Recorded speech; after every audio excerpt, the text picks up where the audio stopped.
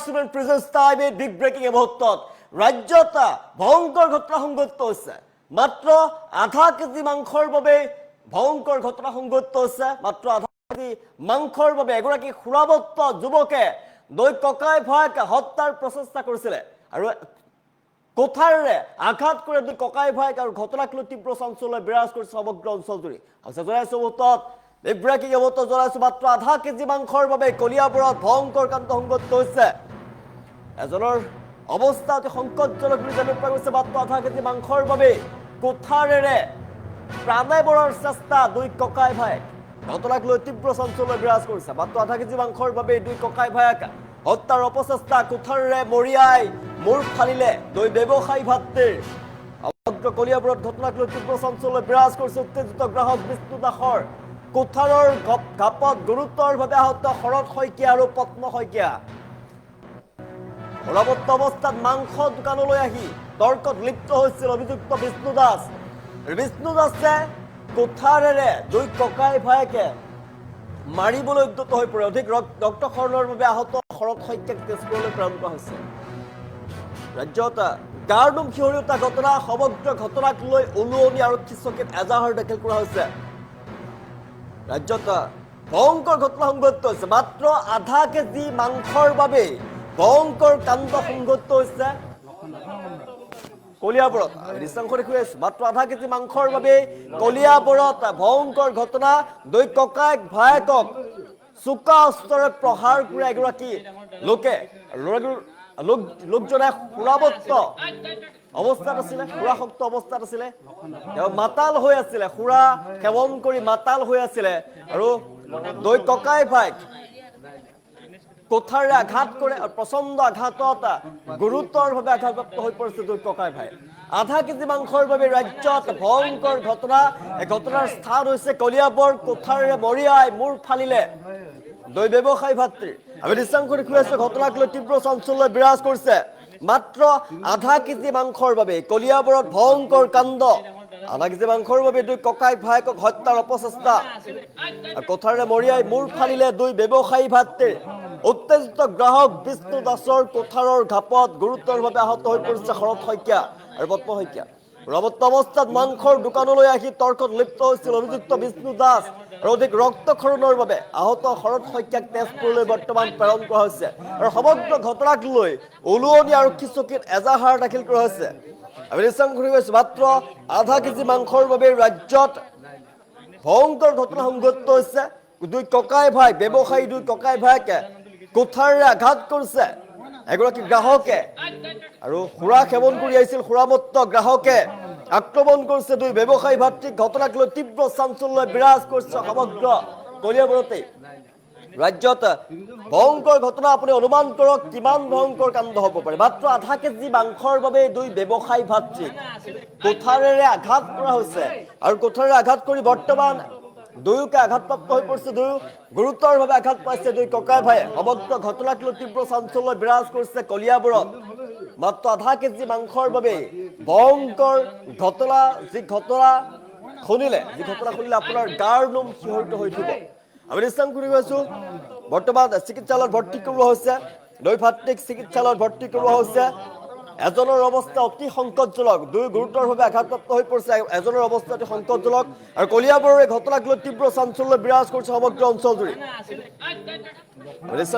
ৰাজ্যক কঁপাই গৈছে ভয়ংকৰ ঘটনাই। মাত্ৰ আধা কেজি মাংসৰ বাবে নৃশংস ঘটনা সংঘটিত হৈছে। দুই ভাতৃৰ সৈতে ভয়ংকৰ কাণ্ড সংঘটিত কৰিছে এগৰাকী সুৰাবত্ত যুৱকে মাংসৰ দোকানলৈ আহিছিলে আৰু আধা কেজি মাংসৰ বাবে তৰ্কত লিপ্ত হৈ পৰিছিলে দুই ককাই ভাইৰ সৈতে। মাংসৰ ব্যৱসায়ী দুই ককাই ভাইৰ সৈতে তৰ্কত লিপ্ত হৈ পৰিছিলে আৰু পৰৱৰ্তী সময়ত কাজিয়াত লিপ্ত হৈ পৰাৰ পাছতেই ভয়ংকৰ ৰূপ লয় কাজিয়াই আৰু এখন কোঠাৰেৰে দুই ককাই ভাইক আক্ৰমণ কৰে, কোঠাৰেৰে মূৰ ফালি দিয়ে আৰু দুই ককাই ভাইকক হত্যাৰ অপচেষ্টাৰ অভিযোগ গ্ৰাহকগৰাকীৰ বিৰুদ্ধে। কোঠাৰেৰে মৰিয়াই মূৰ ফালিলে দুই ব্যৱসায়ী ভাতৃ আৰু বৰ্তমান সংকটজনক অৱস্থাত চিকিৎসালয়লৈ প্ৰেৰণ কৰা হৈছে। ঘটনাক লৈ তীব্ৰ চাঞ্চল্য বিৰাজ কৰিছে সমগ্ৰ কলিয়াবৰ অঞ্চলত।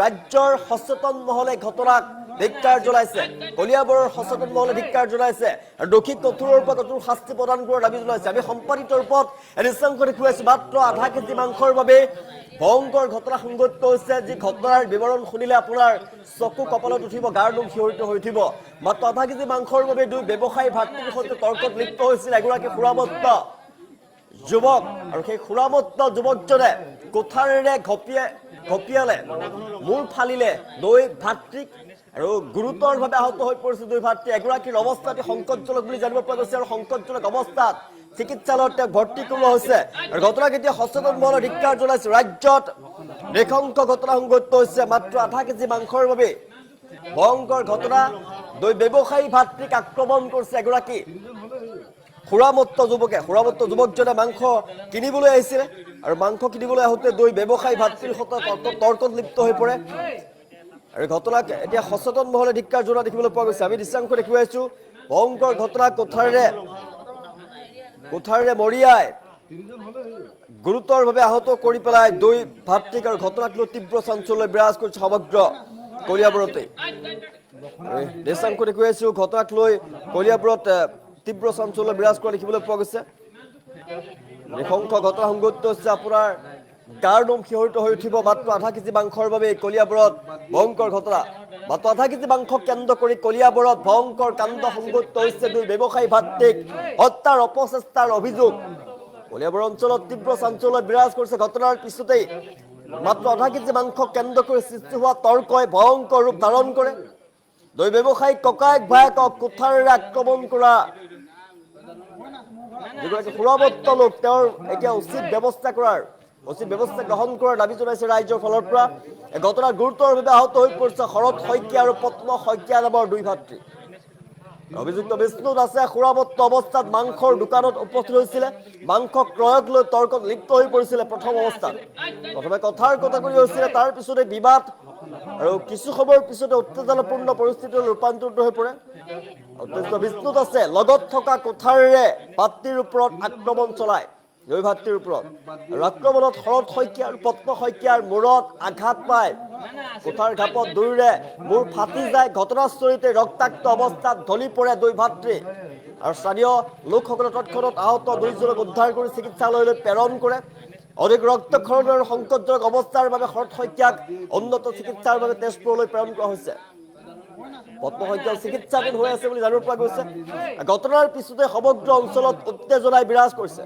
স্থানীয় ৰাইজৰ অভিযোগ আৰু স্থানীয় ৰাইজে দাবী জনাইছে যে অভিযুক্তৰ বিৰুদ্ধে কঠোৰ ব্যৱস্থা গ্ৰহণ কৰিব লাগে আৰক্ষীৰ ফালৰ পৰা আৰু সমগ্ৰ ঘটনাক লৈ উলুৱনি আৰক্ষী চকীত এজাহাৰ দাখিল কৰা হৈছে আৰক্ষীয়ে ঘটনাৰ তদন্ত আৰম্ভ কৰাৰ লগতে অভিযুক্ত বিষ্ণু দাসক আটক কৰাৰ বাবে তৎপৰতা আৰম্ভ কৰিছে এই ঘটনাই তীব্ৰ চাঞ্চল্যৰ সৃষ্টি কৰিছে সমগ্ৰ কলিয়াবৰ অঞ্চলতে সচেতন মহলে ধিক্কাৰ জনাইছে আৰু আৰক্ষীয়ে সমগ্ৰ ঘটনাৰ সকলো দিশ তদন্ত অব্যাহত ৰাখিছে ৰাইজৰ ফালৰ পৰা দাবী জনাইছে অভিযুক্তৰ বিষ্ণু দাসৰ বিৰুদ্ধে কঠোৰৰ পৰা কঠোৰ ব্যৱস্থা গ্ৰহণ কৰিব লাগে ৰাজ্যত নৃশংস ভয়ংকৰ ঘটনা সংঘটিত হৈছে জনাইছো মাত্ৰ আধা কেজি মাংসৰ বাবে দুই ককাই ভায়েকে কোঠাৰেৰে আঘাত কৰা হৈছে ঘটনাই সমগ্ৰ কলিয়াবৰ অঞ্চলতে তীব্ৰ চাঞ্চল্য বিৰাজ কৰিছে আধা কেজি মাংসৰ বাবে দুই ককাইক ভায়েকক হত্যাৰ অপচেষ্টা সুৰামত্ত যুৱকৰ এগৰাকী সুৰামত্ত যুৱকে মাংস ক্ৰয় কৰিবলৈ আহিছিল তাৰ পিছত তৰ্কত লিপ্ত হৈ পৰিছিলে দুই ককাই ভাইৰ সৈতে তৰ্কত লিপ্ত হৈ পৰিছিলে বিষ্ণু দাস নামৰ এগৰাকী সুৰামত্ত যুৱক সুৰামত্ত লোকজনে কাজিয়াত লিপ্ত হৈ পৰে হয় ছাৰ আজি ঘটাত হুলস্থুল হোৱা দেখি পেলাই বোলো কি হৈছে কাৰ হুলস্থুল হৈছে বুলি চাবলৈ গৈছোঁ দেখিছোঁ আমাৰ দেৱৰটোক পূৰা নি পেলাইছিলে তাত ভিতৰত সোমোৱাই নি পেলাই ঘৈণীয়েকেও আকৌ গিৰিয়েকেও ধৰি তাৰপৰা আমি টানি আজৰি ধৰি কৰি এৰুৱাই আনিলোঁ অনাত তাৰপিছত আমি ঘৰৰ ৰাস্তাত মুখত আমি ওলাই আহিবলৈ ধৰোঁতে ডাঙৰ চপৰা ইটা চপৰা শিলৰ চপৰা মোৰ ভতিজা ছোৱালী তাৰপৰা দেৱৰটোক আমি অকণমান আঁতৰি আহিলোঁ সি অহা দেখি দেৱৰটোক ধৰি পেলাই আমি গোটেই মানুহে ধৰি মেলি পানী চানী ঢালিছোঁ মাৰ চাদৰ বুকৰ চাদৰ বান্ধি দিছোঁ সেইজন মানুহৰ নাম হ'ল শৰৎ শইকীয়া যোনে মাৰিছে তাৰ নাম হ'ল বিষ্ণু কি লিখে বিষ্ণু দাস গাঁওখনৰ